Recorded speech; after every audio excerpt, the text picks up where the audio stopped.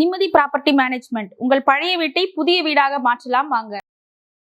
தீபக் பாண்டியன் என்கின்ற தீபக் ராஜா அவருமே உங்களுடைய சமூகத்தை சார்ந்த ஒருவர் தான். ராஜா என்கிற தீபக் பாண்டியனுடைய படுகொலையில நீங்க எதுவுமே பேசல, அதை அப்படியே கடந்து போயிட்டீங்க அப்படின்னு சொல்றாங்க. என்ன எதனால? தீபக் ராஜா சமுதாயத்துக்காக என்ன செய்தாருன்னு சொல்லுங்களேன். சமுதாயத்திற்காக வேண்டி தீபக் ராஜா இதுவரைக்கும் என்ன செஞ்சிருக்காரு? உங்க மக்களிடையே சென்று நிறைய விழிப்புணர்வான பேச்சுகள் நானே பார்த்தேன். எந்த விழிப்புணர்வு? எந்த ஊருக்கு போறாரு? போராளியா ரவுடியா? அவர் போராளியா? ரவுடி போராளி கிடையாது. இருக்காக நீங்க சிறைக்கு சென்றிருக்கீங்க, பல ஆண்டு வழக்குகளுக்காக பல ஆண்டு சிறைகள்ல நீங்க இருந்திருக்கீங்க. ஆனா உங்களை தலைவரா தானே பாக்குறாங்க மக்கள். நான் பட்ட கஷ்டம் எவனா பட்டிருக்கானா? என்ன அவ்வளவு ஈஸியா தொட முடியாது. என்ன அவ்வளவு ஈஸியா தொட்ட முடியாது. எல்லாம் ஈஸியா ஒருத்தரை தொடரான்னு சொன்னா அவன்கிட்ட தப்பு இருக்குன்னு அர்த்தம். இப்ப தென் மாவட்டங்கள்ல சாதிய படுகொலை இப்ப நடக்கிறது இல்லைன்னு சொல்ல வரீங்களா? இல்ல, அப்படி நடந்தா அது ஒரு பர்சனல் வெஞ்சன்ஸா இருக்கணும். நிச்சயமா இல்ல போதையில பண்ணக்கூடியது அந்த மாதிரி தான் இருக்கு. கஞ்சா போதையில தான் நிறைய கொலை. நான் எனக்கு தெரிஞ்சு கச்சனத்தமே அப்படிதான் நீங்க பாக்குறீங்க. கச்சனத்தை கம்முனர் நான் தான் போயிருந்தேன்ல. கச்சனத்தை நடந்தது வருஷம் எதையும் முடிச்சு போடுவீங்க. இப்ப நீங்க பறையர் சமூகம் எடுத்துட்டீங்கன்னா அதுக்கு நிறைய பேர் அறியப்பட்டாலுமே ஒரு பெரிய ஒரு தலைவரா திருமா இருக்காரு. அவர் தன்னை தமிழக தலைவர் தான் சொல்லிக்கிறாரு. ஆனா அப்படிதான் அறியப்படுறாருன்னு வச்சுங்களேன். இப்போ உங்க இடத்துல நீங்க திரு கிருஷ்ணசாமி இவங்க எல்லாமே இருக்கிறீங்க. ஆனா அவருக்கு இருக்கக்கூடிய அந்த ஒரு பெரிய ஒரே ஒரு தலைவர் இவர் தான் சொல்ற நிலையத்துற மாதிரி இந்த இடத்துல இல்லாம போயிடுச்சு நீங்க பாக்குறீங்களா? இன்னைக்கு தனித்துவத்துடைய தலைவர்னு சொல்ல முடியாது. ஏன்? மூர்த்தி இருக்காருன்னா அவரும் ஒரு எம்எல்ஏ இருக்காரா இல்லையா?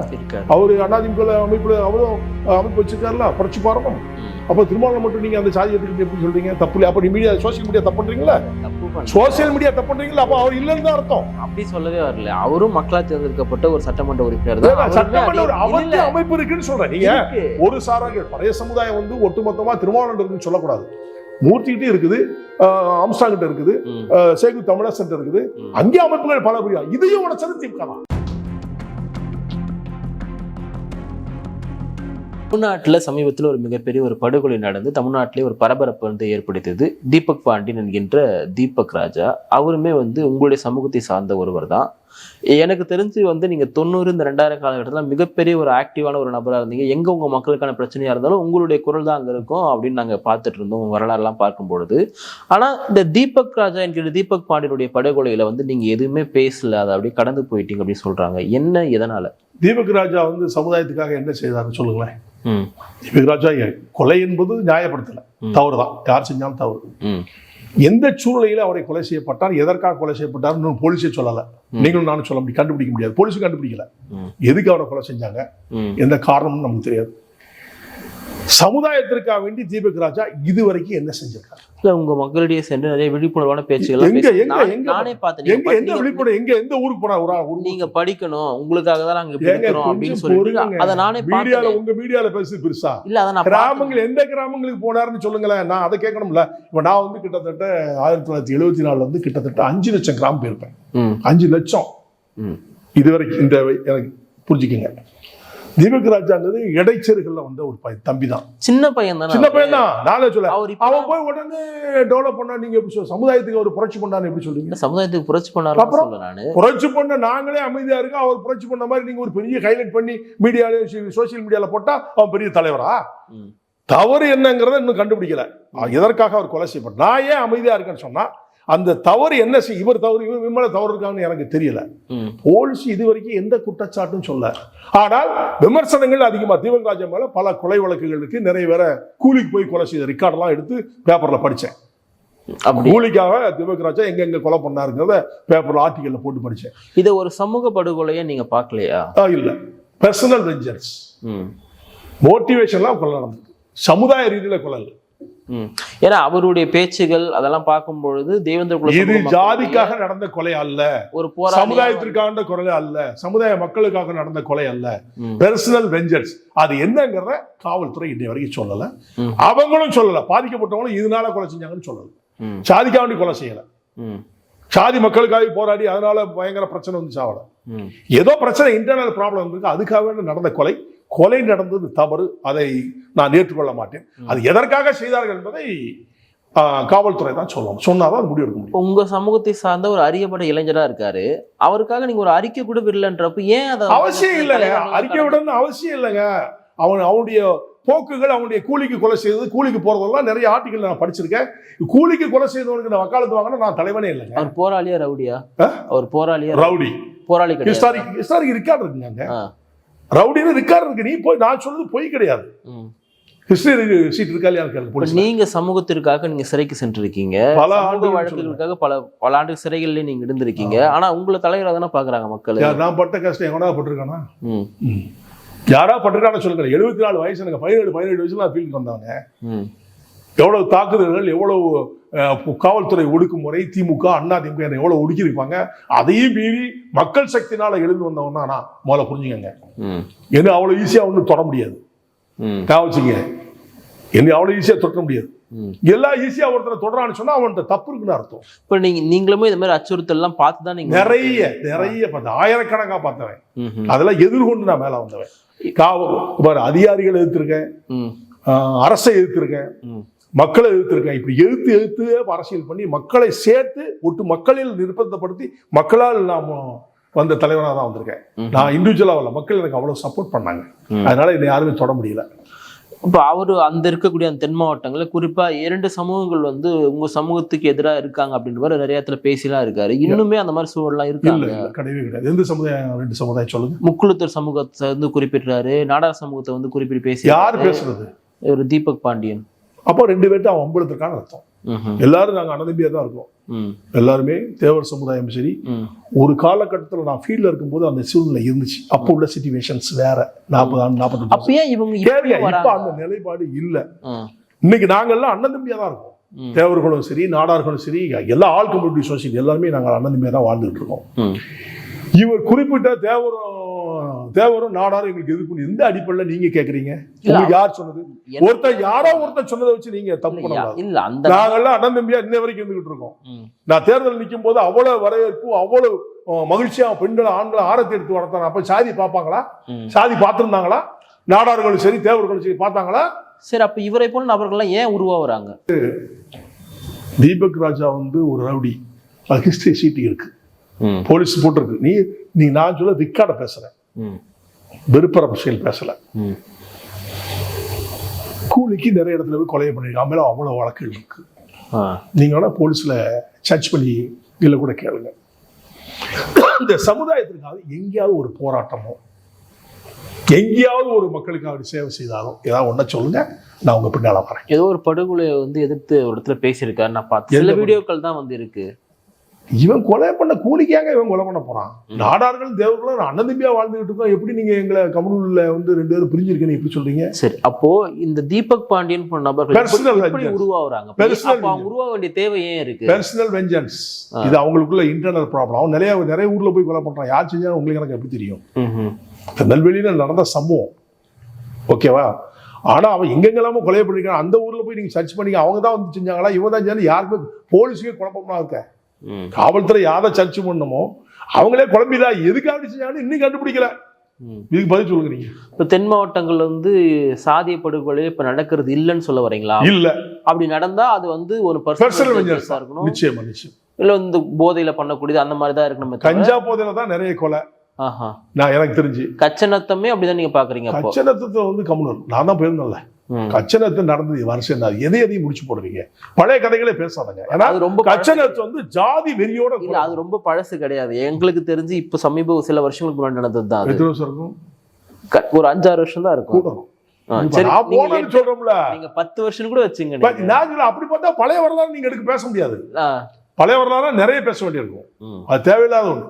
இப்போ உள்ள நடைமுறையில நாங்கெல்லாம் ஒற்றுமையா தான் இருக்கும். தேவர்கள் தேவேந்திரர்கள், நாடார்கள் தேவேந்திரர்கள், ஆல் கம்யூனிட்டி எல்லா ஜாதியுமே ஒற்றுமையா அண்ணன் தம்பி தான் இருக்கும். தேர்தல் காலகட்டத்திலாம் நீங்க பார்த்துருப்பீங்க, அவ்வளவு ஒற்றுமையா எல்லாருமே வேலை செஞ்சாங்க. எங்களுக்குள்ள பிரிவு பிளவு எதுவும் இல்லாது. அப்படின்னா ஜாதி வெறியோட வந்தா அந்தந்த ஜாதி ஏரியாக்களை கிராமத்தில் கூட யாரும் போக முடியாது. நல்லா புரிஞ்சுக்கிங்க, அந்த நிலைப்பாடுகள் இல்லை. அப்படி இருக்கும்போது நீங்க போது ஜாதினாலதான் வந்துச்சுன்னு சொன்னா அது எப்படி ஏற்றுக்கொள்ள முடியும் சொல்லுங்க? ஜாதி துவேஷம் அல்ல, பெர்சனல் வெஞ்சன்ஸ். இதுதான் நடக்குது. இப்போ இதை பார்த்துட்டு நிறைய பேர் இந்த சோசியல் மீடியாவில் உங்க சமூகத்தை சார்ந்தவங்களே பார்த்தீங்கன்னா அவரை வந்து ஒரு ஹீரோ போல வந்து கொண்டாடுறாங்க. வேற வழியில, அதாவது வெட்டி புயலுக்கு வேற வேலை இல்லை. வெட்டி புயல பண்ற வேலை இதெல்லாம். ஒரு ஹீரோ மாதிரி இப்போ குடும்பத்தை போய் காப்பாற்ற சொன்னங்களேன். மீடியால சோசியல் மீடியால போடுறாங்கல்ல, அந்த குடும்பத்துல போய் காப்பாற்ற சொன்னங்களேன். அவன் குடும்பத்தை சாப்பிட்டு கஷ்டப்படுறதுல ம். போய் காப்பாற்ற சொல்லுங்களேன். எல்லாம் மீடியாவில் பேர் வாங்குற பேர் தான் நிறைய இருக்கான். 10 பேர் சேர்ந்து ஒரு எங்கேயாவது கூலி போய் கொலை பண்ணிட்டு எங்கேயா போய் திருடி கொள்ளையடிச்சு வந்தானா அவன் தலைவன். அவன் முன்னால ஒரு 10 கொள்ளைக்கார பையன். இப்படிதான் நடந்துக்கிட்டு நான் பார்த்து தான் இருக்கேன் எல்லாமே. நீங்க சொல்ற ஆள் யாரா ஒருத்தர் இந்த சமுதாயத்துக்காக வேண்டி சேவை செய்யவனா ஒருத்தனை சொல்லுங்க, நான் தெரிஞ்சுக்கிறேன். நீங்க சொல்லுங்க, நான் தெரிஞ்சுக்கிறேன். இப்போ சோசியல் மீடியா தான் இன்னைக்கு நாட்டை அழிச்சுக்கிட்டு, இந்தியாவே அழிச்சுக்கிட்டு சோசியல் மீடியா, குறிப்பா தமிழ்நாட சுத்தமா அழிச்சுக்கிட்டு சோசியல் மீடியா. இப்போ ஒரு சமூகத்தை ஒரு சமூகத்தை நல்லா வழிநடத்தணும்னா அதுக்கு ஒரு சரியான ஒரு தலைவர் எப்பவுமே இருக்கணும்ன்றது எதிர்பார்ப்பாங்க. அப்படி இருந்தால் சமூகமே நல்லா இருக்கும். இன்னைக்கு தமிழ்நாட்டில் குறிப்பா நீங்க பறையர் சமூகம் அப்படி எடுத்துட்டீங்கன்னா அதுக்கு நிறைய பேர் அறியப்பட்டாலுமே ஒரு பெரிய ஒரு தலைவரா திருமா இருக்காரு. அவர் தன்னை தமிழக தலைவர் தான் சொல்லிக்கிறாரு. ஆனா அப்படிதான் அறியப்படுறாருன்னு வச்சுங்களேன். இப்போ உங்க இடத்துல நீங்க திரு கிருஷ்ணசாமி இவங்க எல்லாமே இருக்கிறீங்க. ஆனா அவருக்கு இருக்கக்கூடிய அந்த ஒரு பெரிய ஒரே ஒரு தலைவர் இவர் தான் சொல்ற நிலையத்துற மாதிரி இந்த இடத்துல இல்லாம போயிடுச்சு நீங்க பாக்குறீங்களா? அதுக்கு காரணம் அரசியல் தான். பிரிச்சாளுங்க ஆட்சி திமுக எல்லாத்தையும் பிரிச்சது. இதுக்கும் திமுக தான் காரணமா? அது காரணம் கலைஞர் கருணாநிதி தான் காரணம். என்ன நீங்க எல்லாம் சேரக்கூடாதுன்னா பிரிச்சது ஒரே அணியில. இப்ப தேவேந்திர குல வேளாளர்னா ஜான் பாண்டியன் தான் தெரியும். கிருஷ்ணசாமி இப்போ வந்தார் 1986 வந்தார். சரிங்களா? 96 கொண்டு வந்தாங்க. கொடியங்குளம் இஷ்யூல சன் டிவி மூலமா இவர் திமுக தான். பொள்ளாச்சி கான்ஸ்டியூன்சில திமுக கேண்டிடேட்டா நின்று தோன்றவர் தான். அவர் தொடர்ந்து தோல்வி தான், வெற்றி பெற்றது எனக்கு தெரிஞ்சு கிடையாது. அவரை கொண்டு வந்து பூஸ்ட் பண்ண இன்னைக்கு இப்ப 7வது முறை தோல்வி. பாராளுமன்றத்தை 7வது முறை தோல்வி. அதே பாராளுமன்றம் தான். நான் பாராளுமன்றத்தை பேசுறேன். சரி, அவரை கொண்டு வந்து பூஸ்ட் பண்ணி விட்டது கலைஞர். நல்லா புரிஞ்சுக்கணும். கலைஞர்கிட்ட இருந்தவரை கலைஞர். அப்ப நாங்கெல்லாம் சிறையில் வந்தோம். ஏதாவது அடிக்கடி பிடிச்சி உள்ள போட்டுருவாங்கல்ல. திமுக அண்ணா திமுக அதை தானே பண்ணுச்சு வெளியில. ஏன்னா நான் அவங்கள பணிந்து போறது கிடையாது. துணிஞ்சு பேசுவேன், துணிஞ்சு செய்வேன். அதனால எங்களை அடிமையாக்கணும் அப்படிங்கிறதுக்காண்டி செய்யறதுனால எங்களை சிறையில் இருக்கும்போது டாக்டர் கிருஷ்ணசாமி கொண்டு வந்துட்டு இவங்க ஜாதிக்காரன் சொன்னாலும் இந்த மக்களுக்கு நாங்களாம் சிறையில் இருக்கும்போது, தலைவர் சிறையில் இருக்கும்போது, நிலை இல்லாமல் இருக்கும்போது ஒருத்தரை புதுசா கொண்டு வந்து அந்த மக்கள் அப்படின்னால போயிட்டாங்க. இன்னைக்கு யோசிக்கிறாங்க, தப்பணிட்டோமே யோசிக்கிறாங்க. கடைசியில் அவர் என்னுடைய கம்யூனிட்டியே இல்லைங்கிறது கோர்ட்ல அஃபிடவிட்லாம் ஃபைல் பண்ண பிறகு தான் திருதி அருந்ததிய சமுதாயத்தை சார்ந்தவன்னு சொல்லி எல்லாருக்கும் தெரியுது. இங்கே கலைஞரால் தான் எல்லா ஜாதியும் பிரிக்கப்பட்டது. எல்லா கம்யூனிட்டியும் ஒற்றுமையா இருக்கிற பூரா உடைச்சது பூரா கலைஞர் தான். முதல்ல முஸ்லீம் உடைச்சது யாரு? திமுக தானே, கலைஞர் தானே. அப்துல் சமது லத்தீப் 2 3 4 5 ஆக்கி ஒவ்வொருத்தையும் பிரிச்சு துண்டு ஆக்கி இன்னைக்கு எத்தனை அமைப்பு இருக்கு? 100 அமைப்பு இருக்கு முஸ்லீம். அதுக்கு காரணம் அவர் தான். தேவேந்திர கூட ஒரே அமைப்பு ஜான் பாண்டியன் தான் இருந்தார். அதை உடைச்சு கிருஷ்ணசாமி உள்ள நுழைச்சி ஏன் ஜாதிக்காரனே கிடையாது, அவரை கொண்டு வந்து உடைச்சு தேவேந்திரம்னு சொல்ல வச்சு சன் டிவி தான் அப்போ ஃபேமஸ். அதுல பூஸ் பண்ணி அவர் வந்தார். அவர் பின்னால மக்கள் இல்லைன்னு சொல்லலாம் இருக்காங்க. அறியாத மக்கள், புரியாத மக்கள், சாதி இல்லைன்னு தெரிஞ்சு அரசியல் கட்சியில இருக்காங்க. இல்லைன்னா சொல்ல முடியாது, இருக்காங்க. இப்படி தேவர்கள் ஒரே அமைப்பு தான் இருந்துச்சு. அதை உடைச்சாரு. ஃபார்வர்ட் பிளாக் ஒரே ஃபார்வர்ட் பிளாக் தான், அதையும் திமுக தான் உடைச்சது. எல்லா ஜாதி யாதவர்கள் ஒரே அமைப்பு தான் இருந்துச்சு, அதை உடைச்சாரு. இப்படி நாடார்கள் ஒரே அமைப்பு இருந்துச்சு, அதை பீஸ் ஆக்கினார். ஸோ எல்லா ஜாதியும் உடைச்சது திமுக தான். அது கலைஞர் கருணாநிதி அவர்களை தான் சாரும். அதற்கு காரணம் பிரித்தாலும் ஆட்சி சூழ்ச்சி. இதுதான். இவங்களை பிரிச்சா தான் நம்ம ஆட்சி ஆள முடியும். அந்த கணிப்புல தான் இன்னைக்கு ஆட்சி ஆண்டுகிட்டு இருக்காங்க. இதான் உண்மை. திருமாவளவன் இன்னைக்கு தனித்துவத்துடைய தலைவர்னு சொல்ல முடியாது. மூர்த்தி இருக்காருல்ல, அவரும் ஒரு எம்எல்ஏ இருக்காரா இல்லையா? அவரு அதிமுக அமைப்புல அவரும் அமைப்பு வச்சிருக்காருல்ல, புரட்சி பாரதம்.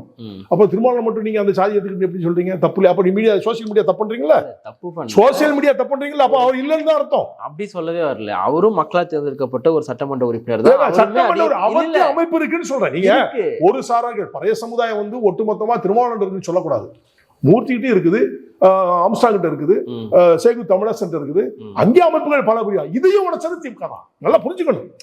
திருமாவளவனை கையில் எடுத்துட்டு மூர்த்தியை கழட்டி விட்டுருவாங்க. மூர்த்தி என்ன பண்ணுவாரு? அடுத்த கட்சிக்கு போயிடுவார். ஆக இந்த ஆள் 2 பேரும் ஒற்றுமையா இருந்தா உடைக்கிறது யாரு? திமுக. இதுதான் உண்மை. இன்னைக்கு அவரு விடுதலை சிறுத்தை கட்சி நினைச்சு இன்னைக்கு பொது தொகுதி எல்லா தொகுதியும் கேட்டு கொடுத்துருந்தாங்கன்னா அவர் இருந்திருக்கணும். வெளியில வந்திருந்தாங்கன்னா செல்லா காசா இருப்பாரு, ஜெயிக்க முடியாது, 2 எம்பி இருக்க முடியாது. ஆனா அவர் சுகபோக வாழ்க்கையை ஆரம்பிச்சிட்டாங்க. மக்களுக்கு செய்யறதுக்கு யாருமே தயார் இல்லைங்க. நம்ம கட்சி வரணும், அங்கீகாரம் கிடைக்கணும், நமக்கு பதவி வேணும், இதுதான் பாக்குறாங்க. இப்போ நீங்க கடந்த பாராளுமன்ற தேர்தல்லாம் தொடர்ந்து நீங்க சொல்லிட்டே இருந்தீங்க பட்டியல் வெளியேற்றம் சொல்லிட்டு. ஆனா இப்போ தேர்தல்லாம் முடிஞ்சிருச்சு. வருஷங்களாவே அந்த பட்டியல் வெளியேற்றன்றதை கொஞ்சம் ஸ்டாப் பண்ணிட்டீங்களா? யாருங்க ஆட்சியில உட்கார்ந்துருக்காங்க, உடனே ஆரம்பிச்சிருந்தோமாங்க. கொஞ்சம் பொறுகளை, மூச்சு விடுறதுக்கு டைம் கொடுக்கல. தேர்தல் இப்பதான் உறுதியா இருக்கு. இன்னும் மந்திரி சாமி வச்சு இன்னும் செட்டப்பா உட்காரல. சரி, இப்பதான் உட்கார்ந்துருக்கான். ஆமா, இனிமேல் தான் அதை பேசணும் ஆரம்பிக்கும். நடக்கும் எதிர்பார்க்குறீங்களா பட்டியல் வெளியேற்றம்? முயற்சி தான் திருவினையாக்கும். 40 வருஷம் கழிச்சு தேவேந்திர குல வேளாளர் அரசாணை கிடைச்சு இல்லையா? 40 ஆண்டுகள் நாங்கள் போராடுறதுக்கு கிடைச்சது தானே. அதே மாதிரி பட்டியல் கிடைக்கும் நம்பிக்கை தான். நம்பிக்கையில இருக்கிறோம். நிகழ்ச்சியில் பங்கேற்று உங்களுடைய பல்வேறு கருத்துக்களை பகிர்ந்தமைக்காக நன்றி. நன்றி.